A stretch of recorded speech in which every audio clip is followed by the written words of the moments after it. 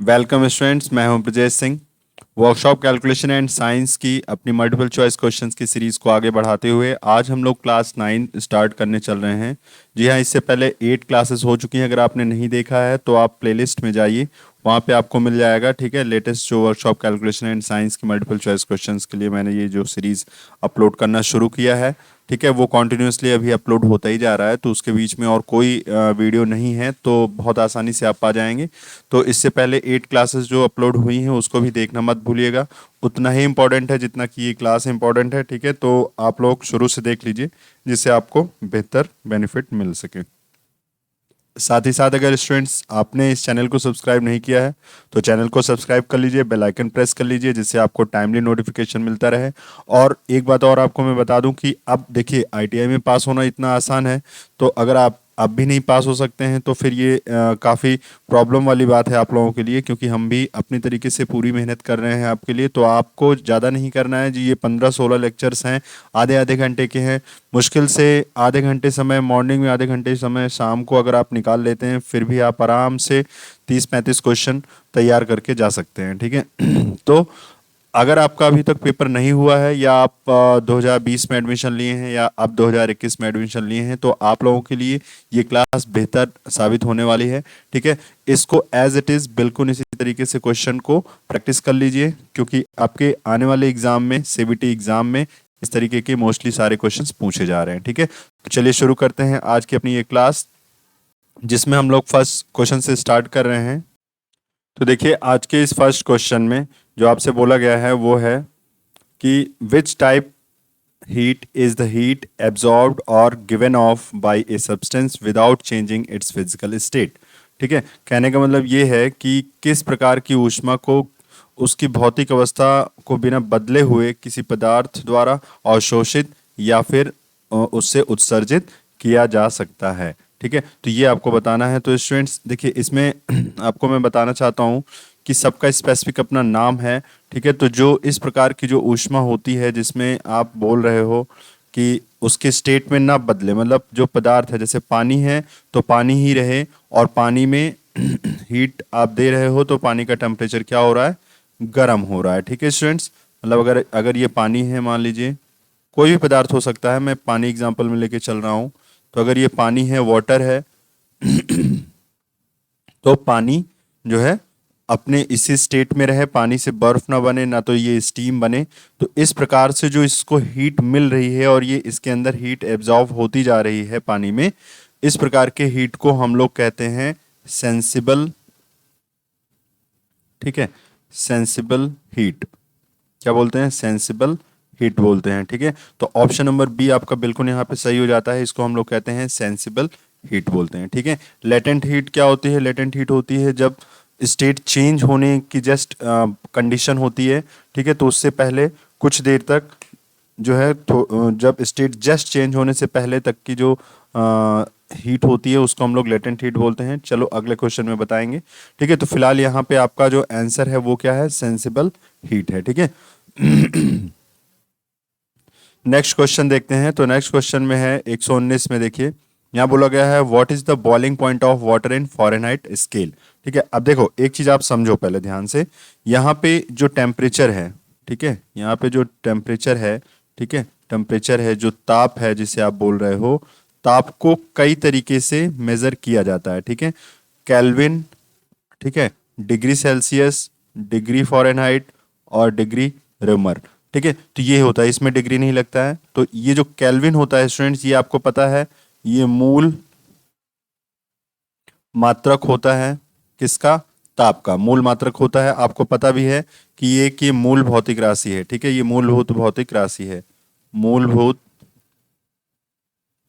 भौतिक राशि है।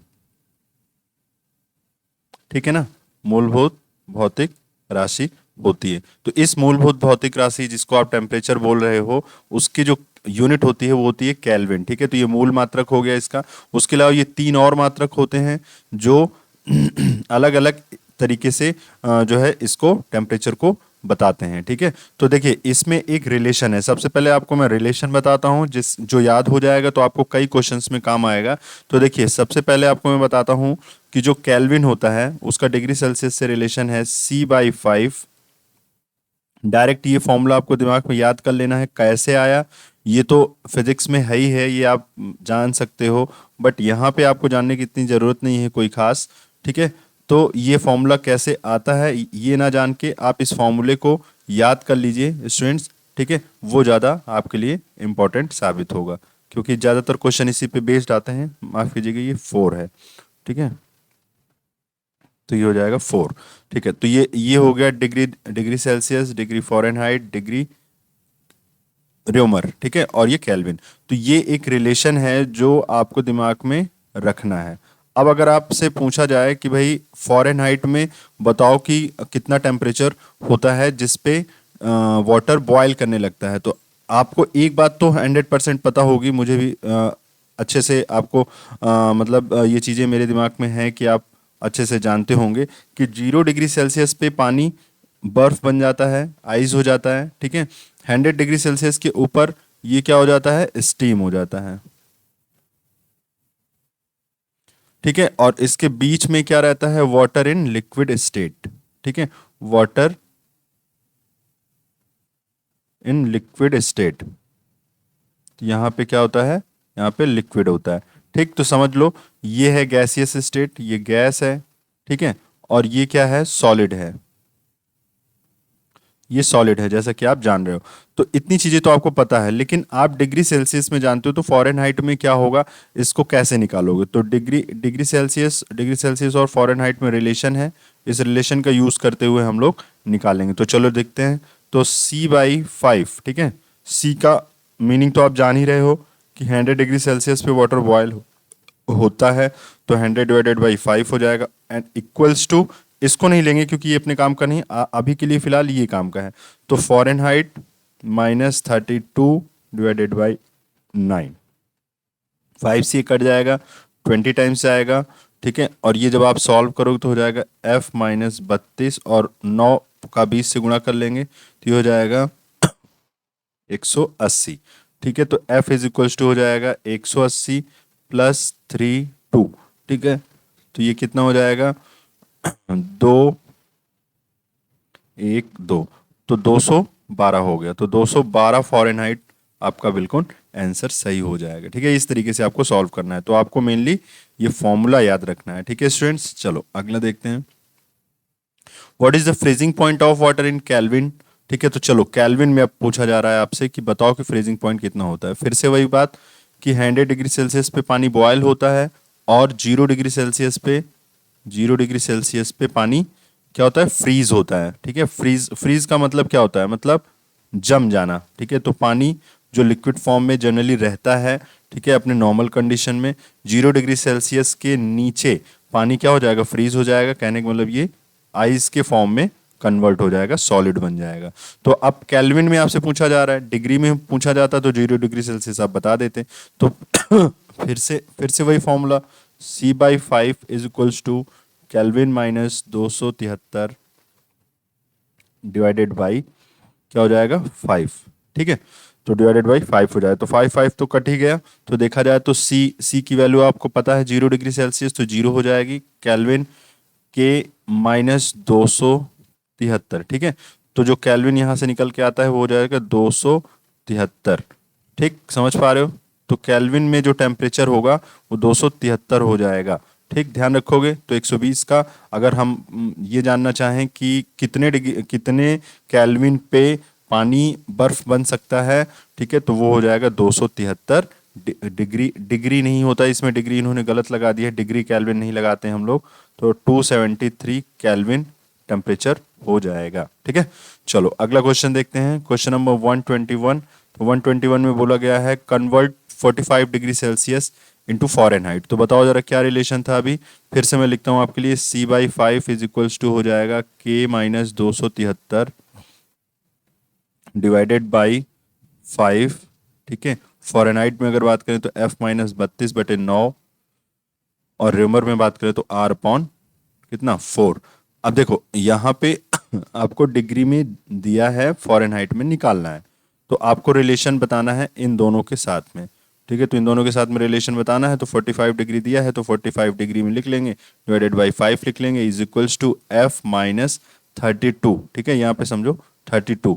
ठीक है, 32 डिवाइडेड बाई 9 हो जाएगा। तो कितना हो जाएगा, 5 45, 9 81, 81 बराबर हो जाएगा फ़ारेनहाइट माइनस 32। तो यहाँ पे अगर आप f निकालो तो 32 उधर चला गया तो हो जाएगा 81 प्लस 32, तो हो गया 3 और 113 डिग्री से 113 फ़ारेनहाइट। तो 113 डिग्री फ़ारेनहाइट आपका टेम्परेचर यहाँ पे निकल के आता है, तो डी ऑप्शन बिल्कुल सही हो जाएगा। ठीक है, तो इसी तरीके से सारे क्वेश्चंस हैं।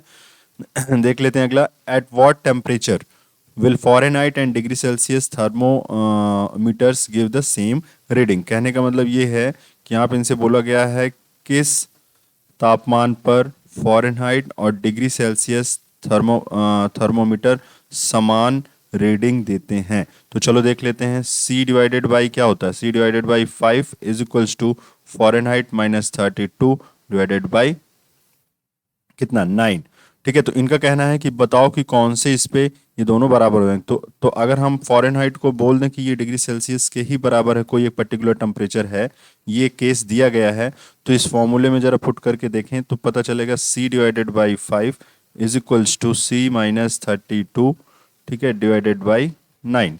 तो जरा इसको सॉल्व करेंगे तो आ जाएगा 9C, मतलब इसको तिरछा मल्टीप्लाई करेंगे, बराबर हो जाएगा 5C माइनस 5 दूनी 10, 0 5 3 15, 16, 160। ठीक है, तो हम लोग इसको इधर कर लेते हैं, इसको इधर कर लेते हैं, तो ये हो जाएगा 9C minus of 5C is equals to हो जाएगा 160, मतलब 4C इज इक्वल्स टू हो जाएगा 160। तो माइनस में, सॉरी, ये है माइनस में, ये माइनस में है, ये तो पॉजिटिव आएगा। ठीक है, तो यहाँ पे हो जाएगा C is equals to minus में 160 डिवाइडेड बाई 4, तो हो जाएगा माइनस में 40 डिग्री सेल्सियस। तो माइनस में 40 डिग्री सेल्सियस देख लो आंसर, सी आंसर बिल्कुल सही है। तो माइनस में 40 डिग्री सेल्सियस आपका आंसर बिल्कुल सही माना जाएगा। तो इसका मतलब ये हुआ कि अगर फ़ारेनहाइट की वैल्यू माइनस 40 डिग्री सेल्सियस रख दी जाए तो माइनस 40 डिग्री सेल्सियस पे फ़ारेनहाइट वैल्यू जो मेज़र होती है और उसको डिग्री सेल्सियस में एकदम बराबर आती हैं। ठीक है, सेम रीडिंग देते हैं। कौन सेम रीडिंग देता है, थर्मोमीटर। थर्मोमीटर क्या मेज़र करता है, टेम्परेचर। क्या मेज़र करता है, ताप। ठीक है, तो ताप मेज़र करता है। तो यहाँ पे माइनस 40 डिग्री सेल्सियस की वैल्यू और माइनस 40 फ़ारेनहाइट की वैल्यू बराबर होगी। ठीक है, समझ पा रहे हो, तो ये है कहने का मतलब है। चलो आगे देखते हैं 123 क्वेश्चन नंबर को। अगर हम लोग देखें तो इसमें लिखा है कि कन्वर्ट करो -273 को, -273 डिग्री सेल्सियस को किस में, केल्विन स्केल में बदलो। तो भाई रिलेशन होता है C/5 is equals to K minus 273 divided by 9। तो C तो आपको दिया है कितना, -273। ठीक है, डिवाइडेड बाई 5 कर देंगे, केल्विन में आपसे पूछा ही जा रहा है -273। ठीक है, डिवाइडेड बाई 9। तो जो सॉल्व कर लेते हैं तो -273 गुणे 9 इज इक्वल्स टू 5K। ठीक है, इससे मल्टीप्लाई करेंगे तिरछा, 5K माइनस 5 इंटू 273। ठीक है, तो 5K को इधर ही लिखा रहने दो, इसको आप इधर लेके चले जाओ, तो ये हो जाएगा, या 5 को इधर कर दो, इसको इस साइड लेके आ जाओ, तो 5K बराबर हो जाएगा, 5K बराबर हो जाएगा, ये इधर आ जाएगा तो हो जाएगा 9 इंटू 273 माइनस 5 इंटू 273। तो देखा जाए तो 5, 9 से 5 माइनस हो गया तो बचा 4 इंटू 273।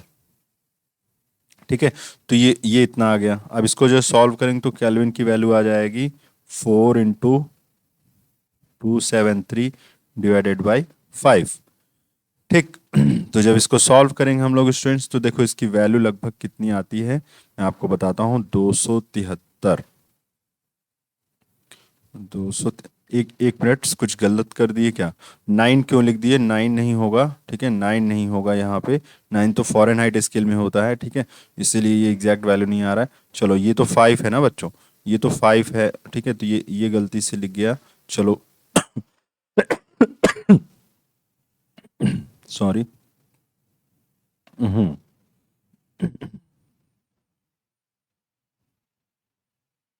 तो जो है 5 अगर वो है तो देख देख लेते हैं यहाँ पे। 5 कट गया, -273 -273 कट गया। ठीक है, तो केल्विन की सीधे वैल्यू आ जाएगी 0 डिग्री सेल्सियस, सॉरी 0 केल्विन। तो यहाँ पे 0 हो जाएगा के। इसका मतलब हुआ कि जो केल्विन स्केल पे 0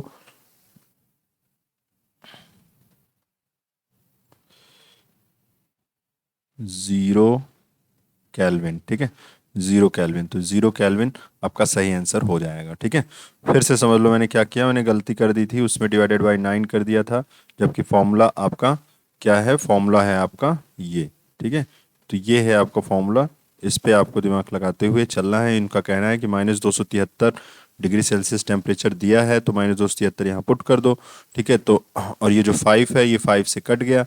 ठीक है, ये जो 5 है ये 5 से कट गया, 5 से कट गया। ठीक है, तो जो बचा है वो क्या बचा है देख लेते हैं, -273 बराबर केल्विन -273, तो 273 से घट गया ये, तो बचा क्या यहाँ पे 0। ठीक है, तो ये 0 बराबर हो जाएगा केल्विन। तो इसका मतलब किस टेम्परेचर पे 0 केल्विन बोला जाएगा, -273 डिग्री सेल्सियस को क्या बोलेंगे, 0 केल्विन बोलेंगे। ठीक है, चलो अगला देखते हैं 124। What is the value of degree Celsius for 24 Fahrenheit। बार बार उसी फॉर्मूले पे है, देखो मैंने बोला भी है। ठीक है, तो इसकी प्रैक्टिस कर लो अच्छे से, फॉर्मूला आपके पास है, C/5 is equals to F-32 is equals to Kelvin -273 divided by 5 बराबर R/4। ठीक है, तो अभी आपसे बोला गया फॉरेनहाइट, तो आप इतने को ले लो और यहाँ से निकालो, तो हो जाएगा C/5 is equals to Fahrenheit की वैल्यू दिया है 20 -32 दिया ही था पहले से, ये डिवाइडेड बाई हो जाएगा 9। तो जब इसको सॉल्व करोगे तो ये देखो इसमें क्या आएगा, 32 तो -12। ठीक है, इसको इधर मल्टीप्लाई कर देंगे तो ये हो जाएगा 5, ठीक, डिवाइडेड बाई 9। ठीक है, तो 12×5 हो गया 60 डिवाइडेड बाई 9, तो हो जाएगा 9×6 = 54। ठीक है, तो 54 6 बचा। ठीक है, तो फिर से 6 6 7 डिग्री सेल्सियस, और वो भी माइनस में आएगा। तो आपका कौन सा आंसर सही हो गया, डी आंसर बिल्कुल सही हो गया। देख रहे हो एक ही फॉर्मूले पे हम लोग करते चल रहे हैं, इतना कोई हार्ड एंड टफ नहीं है, इसी वजह से मैं बोल रहा हूँ कि आसानी से एक फॉर्मूला याद करिए और उसी पे बार बार सेट करते चलिए। 125 में बोला गया है, what is the maximum temperature that can be measured by mercury thermometer. ध्यान से समझ लो कि एक मर्करी थर्मोमीटर होता है जो कि टेम्परेचर मेजर करता है, जो क्या मेजर करता है भाई, ताप मेजर करता है। ठीक है, लेकिन ध्यान रखना कि जो ये मरकरी थर्मोमीटर होता है वो 300 डिग्री सेल्सियस तक ही मेजर कर सकता है, यहाँ पे सी लिखा है। ठीक है, 300 डिग्री सेल्सियस ही तो मेजर कर सकता है, तो इसका बी आंसर बिल्कुल सही हो जाएगा। मतलब ये है कि देखो अलग अलग थर्मोमीटर होते हैं, अलग अलग ताप मेजर कर सकते हैं, तो ये मैक्सिमम 300 डिग्री सेल्सियस तक ही मेजर कर सकता है। कौन, थर्मोमीटर, किस टाइप का, मरकरी टाइप का। ठीक है, मरकरी थर्मोमीटर जो होता है वो 300 डिग्री सेल्सियस तक ही मेजर कर सकता है। 126 देखें तो what is the name of temperature measuring instrument. कह रहे हैं कि तापमान मापने के लिए जो ये उपकरण है इसका नाम क्या है। तो स्टूडेंट्स ये है बायमेटेलिक थर्मोमीटर, याद रख लो ये बायमेटेलिक थर्मोमीटर है। ठीक है, ध्यान रखना, यहाँ पे ये एक स्पेंडल लगा हुआ है, इसमें दो दो जो है बायमेटेलिक वायर्स राउंड की गई हैं, एक कॉपर हो सकता है, एक और कोई मेटल हो सकता है। तो जब टेम्परेचर इसके सामने आता है तो ये एक्सपेंड करते हैं, एक्सपेंड करने की वजह से ये जो पॉइंटर है ये यहाँ पे टेम्परेचर रीडिंग बताता है। ठीक है, तो बायमेटेलिक का मतलब ही है कि दो ऐसे मेटल है, दो धातु है जो इस पे अंदर स्पेंडल पे लपेटे गए होते हैं, टेम्परेचर के साथ वो एक्सपेंड करते हैं, तो जब एक्सपेंड करते हैं तो उसी हिसाब से यहाँ पे रीडिंग आती है। ठीक, चलो आपको मालूम है कि कोई भी मेटल जो होता है वो ताप बढ़ने या घटने के साथ उसमें एक्सपेंशन होता है, क्या होता है, जो है प्रसार होता है। ठीक है, किस प्रकार का ताप प्रसार होता है, तो प्रसार होने की वजह से या तो वो फैलेगा या तो फिर वो सिकुड़ेगा, तो सिकुड़ने और फैलने के ही रीडिंग को ही हम लोग किसमें, टेम्परेचर रीडिंग के फॉर्म में समझ जाते हैं। ठीक है, इस मीटर के अकॉर्डिंग। ठीक है, तो ये क्या नाम है इसका, बायमेटेलिक थर्मोमीटर। चलो 127 अगर हम लोग देखें तो यहाँ पे 127 बोला गया है, which instrument is used to measure temperature of red hot, है ना, metal up to 3000 degree Celsius. तो ध्यान से समझ लो कि जो ये रेड हॉट मेटल है ये रेडिएशन टाइप से हम लोग इसको मेजर करेंगे। तो पहला ही आंसर बिल्कुल इसका सही हो जाएगा, रेडिएशन पायरोमीटर। पायरोमीटर क्या मेजर करता है? टेम्परेचर ही मेजर करता है। किस फॉर्मेट में? रेडिएशन के फॉर्म में। ठीक है, देखो हीट ट्रांसफर होने के तीन तरीके होते हैं जैसा कि आपको पता है, एक रेडिएशन, एक कन्वेक्शन, एक कंडक्शन। तो जो रेडिएशन पायरोमीटर होता है उसके माध्यम से हम लोग जो रेड हॉट गर्म लोहा होता है उसमें जो मतलब जो गर्म लोहा होता है लगभग 3000 डिग्री सेल्सियस पे, उस आयरन में जो रेड कलर की जो लाइट्स एमिट होती रहती हैं, इंफ्रारेड लाइट्स एमिट होती रहती हैं, उसको मेजर करने के लिए हम लोग रेडिएशन पायरोमीटर का यूज करते हैं। ठीक है, चलो अगला क्वेश्चन देखते हैं। 128, क्वेश्चन नंबर 128 बोला गया है, which type of heat transmission take place through physical contact. कहने का मतलब है किस प्रकार के ऊष्मा संचरण भौतिक संपर्क के माध्यम से होती है। कहने का मतलब है जैसे कि एक ये आयरन है और इस पे डायरेक्ट आग जलाई जा रही है, और ये लोहा जैसे तवा ही मान लो, इसको तवा मान लो अपने घर का, ठीक है, जिस पे रोटी बनाते हो, तो ये जो लोहा है, ये जो आयरन पार्ट है, ये डायरेक्ट किसके टच में है? हीट के ही कांटेक्ट में है। तो इस तरीके के हीट कांटेक्ट जो है ट्रांसफर को हम लोग कंडक्शन बोलते हैं। क्या बोलते हैं? कंडक्शन। क्या बोलते हैं भाई? कंडक्शन। ठीक है, कंडक्शन बोलते हैं। ए इसका बिल्कुल सही आंसर हो जाता है। चलो इसी में कन्वेक्शन भी मैं आपको समझाता हूँ। मान लिया आपने एक केतली में पानी रखा है बच्चों, ठीक है, पानी रखा है और गैस जलाई आपने, तो गैस का बर्नर जो इसको ये जो केतली है, केतली को गर्म कर रहा है किस माध्यम से? कंडक्शन से। लेकिन केतली के अंदर रखा हुआ जो वाटर है, जो पानी है जो रखा हुआ है, वो पानी किस माध्यम से गर्म हो रही? तो वो हो रहा है कन्वेक्शन से। किससे? कन्वेक्शन से। किससे हो रहा है बच्चों? कन्वेक्शन माध्यम से हो रहा है। ठीक है, तो ये जो बी आंसर है फिर वो आपका हो जाएगा कन्वेक्शन। और एक थर्ड ऑप्शन होता है जिससे सूर्य की रोशनी अपने यहाँ पास घर तक पहुंचती है, उसको कहते हैं हम लोग रेडिएशन। ठीक है, तो ये तीन ऐसे माध्यम हैं जिसके माध्यम से हीट एक जगह से दूसरी जगह तक पहुंच पाती है। ठीक है, तो फिलहाल यहाँ पे फिर जो आपका आंसर सही है वो है आपका कंडक्शन। कैसे भाई? कंडक्शन इसलिए सही है क्योंकि डायरेक्ट हीट उसके कांटेक्ट में आ जाती है जिस जिस सरफेस को गर्म करना है। ठीक है, तो इस तरीके के माध्यम को हम लोग क्या कहते हैं? कंडक्शन माध्यम बोलते हैं। ठीक है, चलो तो ये है आपका कंडक्शन। और वाटर पानी का गर्म होना केतली के अंदर कन्वेक्शन मेथड है। ठीक है, अगला क्वेश्चन देखते हैं। क्वेश्चन नंबर 129 अगर हम लोग देखें तो क्वेश्चन नंबर 129 में बोला गया है, which kind of heat transmission take place upward flow. देखो अपवर्ड फ्लो में यही होता है जैसे जो मैंने बोला ना केतली, तो केतली का जो ये पानी है, स्टूडेंट ध्यान से समझ लो इस चीज़ को। इनका कहना है, हिंदी में आप तब तक पढ़ो, हिंदी में बोला गया है इसमें किस प्रकार के ऊष्मा संचरण, ठीक है, ऊपर की ओर प्रवाह द्वारा होता है। जैसे देखो यहाँ पे आपके बर्नर से यहाँ पे, ठीक है, यहाँ पे बर्नर से जो है इस पे इस केतली में पानी को गर्म करना है, तो पहले क्या होगा? ये केतली गर्म होगी, वो किस माध्यम से होगी? कंडक्शन से होगी। फिर इसके अंदर जो पानी है, ठीक है, केतली किस माध्यम से गर्म होगी? तो वो होगा कंडक्शन से। ठीक है, लेकिन जो पानी है वो किस माध्यम से गर्म होगा? तो वो होगा कन्वेक्शन से। लेकिन इनका कहना है कि ऐसा ऊष्मा संचरण प्रक्रिया है ये जिसमें ऊपर की ओर प्रवाह होता है। क्या? ऊष्मा ऊपर की ओर प्रवाहित होने लगती है। जैसे देखो ध्यान से सुनो, जब केतली गर्म होती है तो धीरे धीरे पानी ऊपर का नहीं गर्म होता, नीचे का गर्म होता है। फिर क्या होता है स्टूडेंट? नीचे वाला पानी ऊपर जाने लगता है और ऊपर वाला पानी नीचे आने लगता है, फिर से नीचे वाला ऊपर जाने लगता है, ऊपर वाला पानी नीचे आने लगता है। तो ये जो अपवर्ड फ्लो है वो क्या है? हीट है। ठीक है, तो ये किस माध्यम में हो रहा है ऐसा? ये होता है स्टूडेंट्स, ये होता है कन्वेक्शन में। ठीक है, तो कन्वेक्शन जो एक माध्यम है, कन्वेक्शन के माध्यम से पानी, जो नीचे का पानी है वो ऊपर की तरफ बहता है, ऊपर वाला नीचे की तरफ आ जाता है और धीरे धीरे पानी बराबर गर्म हो जाता है। ठीक है, तो कन्वेक्शन माध्यम से ऐसा पॉसिबल है।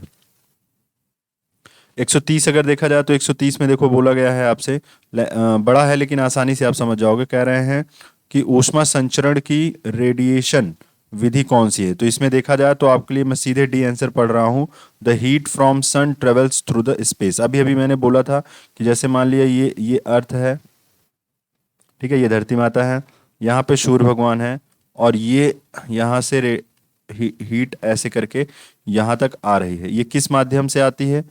तो इस किस मतलब ऊष्मा संचरण प्रक्रिया से आती है, तो आती है रेडिएशन से। किससे आती है? रेडिएशन से आती है। तो रेडिएशन से सूर्य की जो ऊष्मा है वो पृथ्वी तक आती है। तो पृथ्वी तक जो है आने में जो प्रोसेस यूज हुआ है वो रेडिएशन प्रोसेस यूज हुआ है। तो इनका कहना यही था कि बताओ कि which one of the method, इन चारों में से कौन सा ऐसा मेथड है जिसमें रेडिएशन प्रक्रिया से हीट ट्रांसफर होती है। तो कहाँ से? The heat from sun travels through the space में, मतलब इस जगह में, इस खाली जगह में जो ट्रेवल कर रही है हीट, ठीक है, वो किस माध्यम से ट्रेवल कर रही है? रेडिएशन के माध्यम से कर रही है। चलो, तो 131 देखते हैं। बोला गया है यदि गर्म करने पर ठोस की लंबाई बढ़ती है, ठीक है, तो क्या क्या बोला जाता है? ध्यान से समझो। जैसे मान लेते हैं, जैसे ट्रेन की पटरी का एग्जांपल देता हूं मैं।